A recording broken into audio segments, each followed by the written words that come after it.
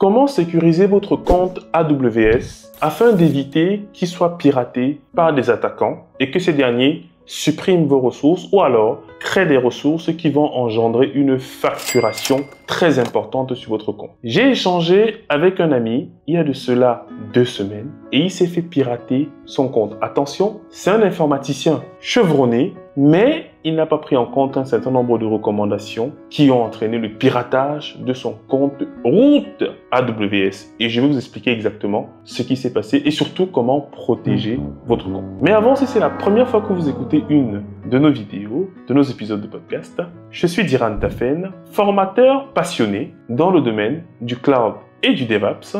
Et au quotidien, je réalise des vidéos et également des épisodes de podcast autour de ces thématiques. Donc, si ça t'intéresse, n'hésite pas à t'abonner, à nous rejoindre, la grande famille Easy Training, pour partager avec nous votre savoir. Alors, qu'est-ce qui s'est passé exactement? J'ai reçu un message d'un ami et qui me dit Diran, là, je suis mal. Je dis pourquoi? Il me dit mon compte AWS a été piraté. Mais je vais dire comment est-ce que tu l'as su? En fait, il a reçu un email lui indiquant que son email du compte root avait bien été modifié. Je ne sais pas si vous comprenez ce que ça signifie. En fait, quand vous créez un compte sur AWS, vous avez notamment un compte qui est créé et associé à l'email que vous avez utilisé pour créer ce compte-là. Et ce compte-là, en fait, c'est le super utilisateur, le compte root.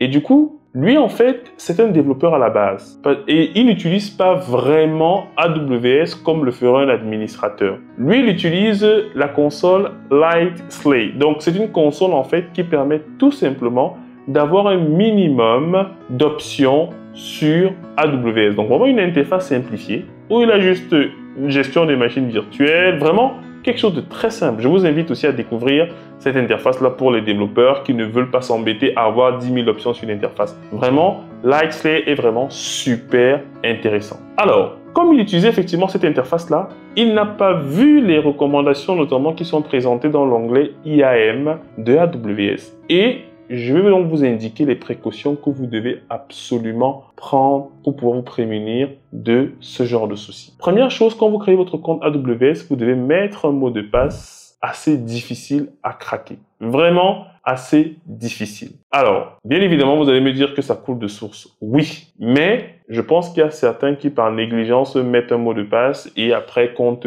le modifier. Sachez que sur AWS, vous avez mis votre carte bancaire. Donc, on ne rigole pas du tout. Du coup, de mettre un mot de passe difficile sur l'email associé à votre compte root. Deuxième élément, vous devez activer ce qu'on appelle le Multi-Factor Authentication, le MFA. Il va vous permettre de sécuriser votre compte de telle enceinte que si vous souhaitez vous connecter, il va vous envoyer en fait un code sur une application. Moi, j'utilise par exemple Duo Mobile qui va faire en sorte que le code qui est sur mon application, du coup, je le mets en fait sur l'interface. Donc, ça rajoute en fait une autre couche d'authentification et de sécurité. Donc, deuxième élément, vous devez absolument activer le MFA. Troisième élément, vous devez activer des alertes de billing. Absolument. Vous avez des tutoriels sur Internet qui vous expliquent comment le faire. Donc, le billing, c'est le service qui va permettre de suivre votre consommation en termes de ressources. Et donc, là-bas, vous pouvez dire, par exemple, que si ma consommation AWS dépasse $50, merci de m'avertir immédiatement. Et donc, là, on s'est rendu compte que, comme mon ami là n'avait pas mis ça en place, en fait, il s'est rendu compte trop tard qu'il y a plein de ressources, en fait, qui avaient été créées à son insu. Parce que lui, il savait que globalement, ces infrastructures, je prends un exemple, ça lui coûtait 100 € par mois. Allez, je prends un exemple. Et du coup, sa facture était déjà à 500 € par mois. Et il ne le savait même pas parce qu'il n'avait pas défini d'alerte pour ne serait-ce qu'attirer son attention par rapport à ce fait. Donc, définir des alertes de billing. Ensuite, quatrième action que vous devez faire, vous devez créer un compte IAM. On ne travaille pas avec le compte root pour différentes raisons. La première raison, c'est que c'est un compte beaucoup trop critique qui a tous les droits. Et deuxième raison, c'est que si vous vous faites voler votre compte root, du coup, vous avez perdu la main sur votre compte AWS. C'est pour ça que l'on préfère, pour des opérations, 1. Créer un compte nominatif, parce que quand vous travaillez en fait avec le compte root, surtout si vous êtes à plusieurs, en fait, on ne saura pas qui a fait quoi. Donc, il faut vous-même vous créer en tant que propriétaire un compte nominatif. Et quand vous avez créé donc ce compte nominatif là, vous le mettez administrateur et vous activez aussi le MFA sur ce compte administrateur là. Très important. Vous activez aussi le MFA sur ce compte IAM personnel que vous allez créer.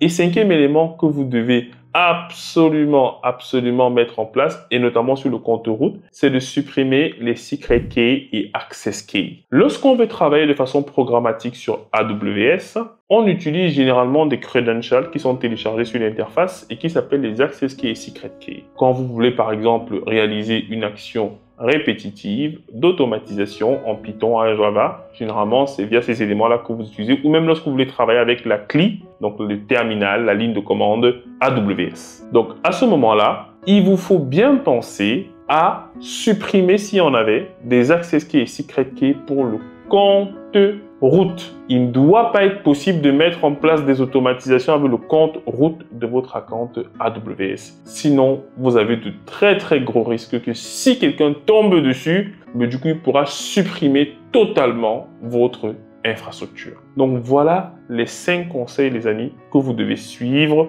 pour pouvoir sécuriser sereinement votre compte AWS et surtout empêcher à des attaquants de prendre la main. Et pour terminer sur l'histoire de mon ami, en fait, quand il a reçu l'email lui indiquant que son compte avait donc été changé conformément à ce qu'il avait demandé alors qu'il ne l'avait pas demandé, il a commencé à écrire des emails à Amazon. Moi-même aussi, j'ai paniqué parce qu'on n'a pas bien compris comment est-ce que l'attaquant a fait pour demander à Amazon de changer l'email du compte, ce qui n'a pas de sens. Et j'ai même contacté quelqu'un qui est chez Amazon. Il m'a dit que c'est quand même très bizarre ce que cet attaquant a pu faire. Mais néanmoins, AWS a rapidement réagi et a recontacté donc mon ami et ils ont modifié l'email pour remettre en fait son email à lui de son compte route. Et dès qu'il a eu à nouveau accès à son compte, je lui ai dit, est-ce qu'il a touché tes infras? Il m'a dit non. Je lui ai dit, regarde bien s'il y a des ressources qui sont créées. Il m'a dit non. Je dis attention, ne regarde pas seulement dans la région où tu travaillais, par exemple US East 1. Non, va dans le billing, tu verras beaucoup plus de détails sur notamment la consommation dans les différentes régions. Et qu'est-ce qu'on a donc constaté? C'est que l'attaquant avait eu le temps de déployer des infrastructures dans d'autres régions. N'oubliez pas que AWS fonctionne en effet en région pour avoir une certaine visibilité sur vos ressources et cloisonner ce que vous déployez en fonction des data centers que vous souhaitez utiliser. Donc là, on s'est rendu compte qu'il avait créé des ressources et je lui ai dit, tu allais te faire avoir, tu pensais que tu avais déjà accès à ton compte, mais attention, il y avait sûrement des backdoors, donc fais le ménage. Regarde s'il y a des comptes IAM qui ont été créés. Regarde s'il y a des comptes IAM que tu ne connais pas. Regarde leurs permissions. Fais attention. Regarde s'il y a des rôles. Regarde s'il y a des access keys, secret keys qui sont disponibles, qui ont été générés. Si ce n'est pas toi qui les as fait, supprime-les. Et surtout, regarde la date des différentes ressources qui ont été créées. Si effectivement, elles sont antérieures ou postérieures au piratage de ton compte. Et bien évidemment, pour terminer, je lui ai demandé donc, en plus de mettre ces différentes alertes-là, il doit absolument faire attention aux credentials de ses comptes. Donc, il a activé le MFA, il a bien mis en place l'ensemble des opérations qui ont été demandées et je lui ai dit, apprends également à utiliser notamment CloudTrail pour savoir en fait ce qui s'est passé sur ton compte parce que c'est important de savoir, d'avoir la traçabilité. Tu pourras savoir par exemple quelles sont les actions que l'attaquant a entreprises sur ton compte en allant voir dans CloudTrail ce qui s'est passé. Et tu peux même exporter ce qu'il y a dans CloudTrail dans un S3. Bref, je ne vais pas rentrer dans trop de détails, mais on a su remonter ce que l'attaquant a fait et il a essentiellement créé des ressources potentiellement pour faire du minage de Bitcoin ou alors pour lancer des attaques à l'aide de machines zombies. Parce qu'il y a des personnes en effet qui font des attaques via des machines virtuelles sur AWS pour pouvoir attaquer simultanément une cible. Ça peut être un site internet, ainsi de suite. Donc les amis, prenez vos précautions. Attention, c'est très important. Moi, sur le compte AWS de Easy Training, j'avais déjà activé ça pour tous les utilisateurs qui ont accès à la plateforme. C'est obligatoire. Et je vous encourage vraiment à mettre en œuvre cela à chaque fois que vous allez dans une entreprise. Vérifiez que c'est bien fait parce que souvent, on a de très très grosses surprises. Si cette vidéo vous a apporté quelque chose de plus, n'hésitez pas à nous le faire savoir dans les commentaires. N'hésitez pas également à vous abonner pour être informé de la sortie de nos différentes vidéos. Et bien évidemment, je vous retrouve dans un autre épisode avec toujours de très belles histoires, de très bonnes informations pour vous. Et je vous dis à très bientôt. C'était Diran Tafen, votre formateur passionné.